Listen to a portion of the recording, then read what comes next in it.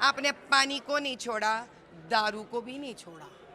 तो आप ऐसा करोगे काम तो ये तो भुगतना ही पड़ेगा साहब। पानी का काम पिताजी करे, दारू का काम बेटी जी ने किया है। तो हमको क्या लेने देना है? ईडी को पता चल गया, आईटी को पता चल गया, जो उनको सजा देना है वो दे रहे हैं। आप किस प्रकार से इसको ड्रामा कह सकते हैं? अरे नुकसान तो हमारा हुआ है, धर्म के रास्ते पे चलकर भाजपा को नुकसान हुआ है। 2023 में जब कविता का अरेस्ट नहीं हुआ है, इसी मुद्दे को लेकर कि सबने क्या ताना मारी है कि हमारा भाजपा का हाथ था, हालांकि हमारा हाथ था ही नहीं उसमें।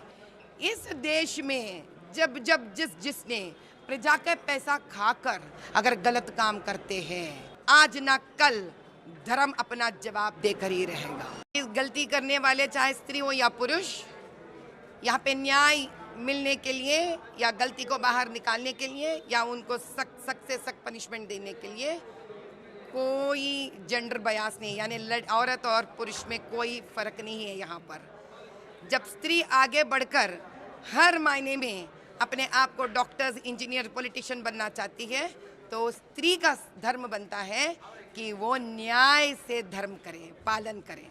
अगर आप इसको छोड़कर आप इस प्रकार के स्कैम्स करते रहोगे तो तब तो आपको सज़ा मिलनी ही चाहिए। तो सज़ा थोड़ी देखती है पुरुष है स्त्री है। बीआरएस पार्टी इसको इलीगल कह रही है क्योंकि मैटर अभी सुप्रीम कोर्ट में है, फिर भी अरेस्ट किया गया है क्योंकि प्राइम मिनिस्टर मोदी यहाँ पर है और उनका रोड शो चल रहा है। उसी दौरान एमएलसी कविता को अरेस्ट किया गया है। इसको इलीगल क्या कहना है? सर मैं एक बात बताती हूँ आपको, जहाँ उन्होंने आज तक ओल्ड सिटी में, मैं मुद्दा यहाँ तक लेके आती हूँ, हैदराबाद लोकसभा पार्लियामेंट में आपने फ्लाईओवर्स नहीं डाली है, तो ये गलत काम नहीं है। गलत काम नहीं, आपने गलत काम नहीं किया है। आपने तो एक के पीछे एक गलत काम किया है। आपने जब वो डैम बनाया है, पूरे टूट रहा है वो, जो गलत काम नहीं है। जब आप गलत काम करोगे, आपने पानी को नहीं छोड़ा, दारू को भी नहीं छोड़ा। तो आप ऐसा करोगे काम तो ये तो भुगतना ही पड़ेगा साहब। तो भुगत रहे। पानी का काम पिताजी करे, दारू का काम बेटी जी ने किया है। तो हमको क्या लेने देना है? ईडी को पता चल गया, आईटी को पता चल गया, जो उनको सजा देना है वो दे रहे हैं।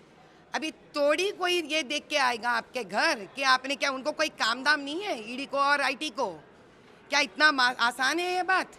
कोई डॉक्यूमेंट तैयार कर सकता है किसी के ऊपर इतना बड़ा मुद्दा लेकर?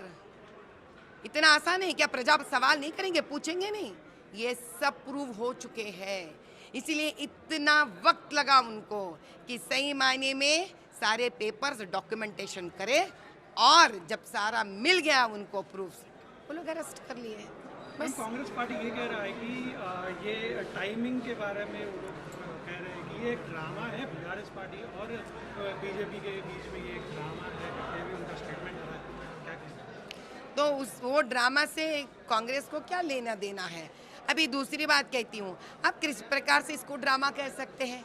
अरे नुकसान तो हमारा हुआ है, धर्म के रास्ते पे चलकर भाजपा को नुकसान हुआ है। 2023 में जब कविता का अरेस्ट नहीं हुआ है, इसी मुद्दे को लेकर कि सबने क्या ताना मारी है कि हमारा भाजपा का हाथ था, हालांकि हमारा हाथ था ही नहीं उसमें। क्योंकि ये जो काम ईडी और आईटी कर रहे हैं, ये अलग डिपार्टमेंट है जिसमें किसी का दखलंदाजी का कोई लेना देना नहीं होता है। जो हमने नहीं किया है उसका ये लोग बात को बतंगड़ बने हैं। अभी उसी बात को जब आईटी वाले और ईडी वाले आकर उनका अरेस्ट करते हैं, फिर से ये लोग बोलेंगे कि ये भाजपा मिला हुआ है यहाँ पर। अरे यार कुछ तो सही बात करो, दुनिया देख रहा है आपको, दुनिया सुन रहा है आपके हर बात को। ऐसा काम करेंगे आप, विजय माल्या को भी कहाँ छोड़ा है इस दुनिया ने? इस देश में जब जब जिसने प्रजा का पैसा खाकर अगर गलत काम करते हैं, गलत रास्ते लेके आगे बढ़ना चाहते हैं, जो प्रजा का मिलने वाला धन आप गलत तरीके से कमाने की कोशिश करोगे, आज ना कल धर्म अपना जवाब देकर ही रहेगा। मैम, बीआरएस पार्टी ने स्टेट में बंद का कॉल दिया है। कल पूरा स्टेट में वो लोग प्रोटेस्ट करने का। अरे साहब, बीआरएस के अधिनेता केसीआर साहब के बेटे स्वयं केटीआर साहब ने कहा है हमारा कार गैराज में चले गया है, तो गैराज से क्या कार ठीक हो गई क्या? जो धरना करने निकले हैं इतनी जल्दी ठीक होने वाली नहीं है, क्योंकि इतने सारे गलतियां कर चुके हैं कि जीवन भर वो कार गैराज में ही पड़े रहेगी और कभी रिपेयर नहीं होगी है।